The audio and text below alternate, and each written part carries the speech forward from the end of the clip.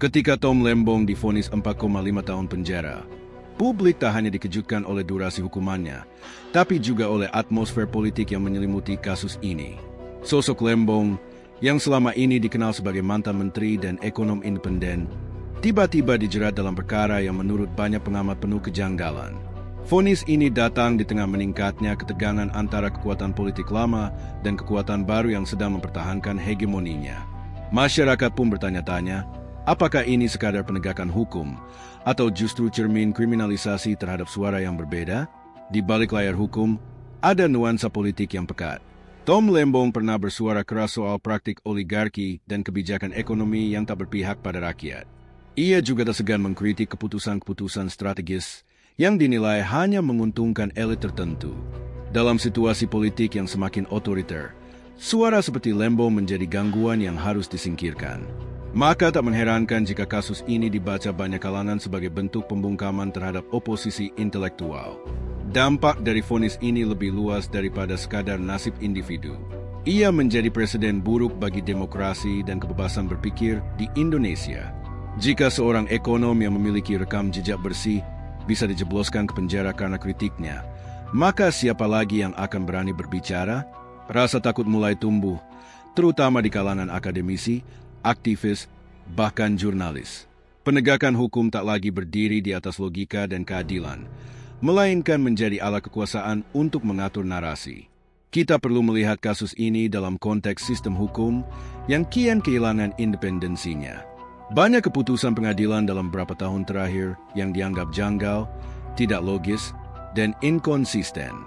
Ketika lembaga peradilan lebih tunduk pada tekanan politik daripada prinsip keadilan, maka negara berada di ambang kehancuran etik. Rakyat kehilangan kepercayaan dan hukum kehilangan maknanya. Kriminalisasi terhadap oposisi bukan fenomena baru, tapi ketika itu terjadi secara terang-terangan, disertai pembiaran dari lembaga-lembaga negara lain, kita sedang menyaksikan kematian pelan-pelan dari prinsip checks and balances. Penjara bukan lagi tempat bagi para pelaku korupsi atau kekerasan, melainkan bagi orang-orang yang memilih jalan berbeda dari kekuasaan. Dalam suasana seperti ini, kritik berubah menjadi dosa dan kebenaran menjadi ancaman. Publik perlu menyadari bahwa diam bukan pilihan. Kasus Tom Lembong bukan soal satu orang, tapi soal nasib demokrasi kita. Jika kritik tak lagi aman, maka yang tersisa adalah ketaatan membabi buta. Indonesia bisa berubah menjadi negara yang penuh ketakutan, di mana warga memilih bungkam demi keselamatan. Inilah saatnya kita bersuara sebelum semua ruang itu hilang. Media juga punya tanggung jawab besar. Jangan hanya menyorot sisi legalistik kasus ini, tapi telusuri juga konteks politik dan sosial yang melingkupinya. Jika media ikut bungkam atau malah menyebarkan narasi penguasa tanpa kritik, maka demokrasi kita kian hancur dari dalam. Kita tidak butuh propaganda, kita butuh keberanian. Keputusan pengadilan atas Lembong seolah menjadi pesan simbolik dari elit kepada rakyat. Jangan menentang kami, atau kalian akan bernasib serupa. Dan inilah yang paling menakutkan. Ketika institusi hukum berubah menjadi alat intimidasi, maka rakyat akan semakin jauh dari harapan keadilan. Padahal keadilan adalah fondasi negara. Harus ada dorongan untuk meninjau ulang sistem peradilan kita. Proses hukum yang adil, transparan, dan logis harus kembali ditegakkan.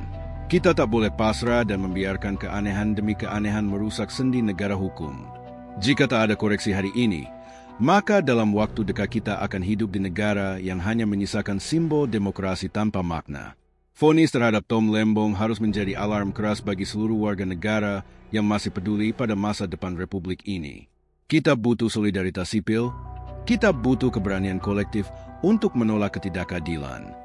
Karena jika hari ini kita diam, besok mungkin giliran kita yang akan dituduh, dijebak, dan dijatuhkan hanya karena kita memilih untuk berpikir dan bicara.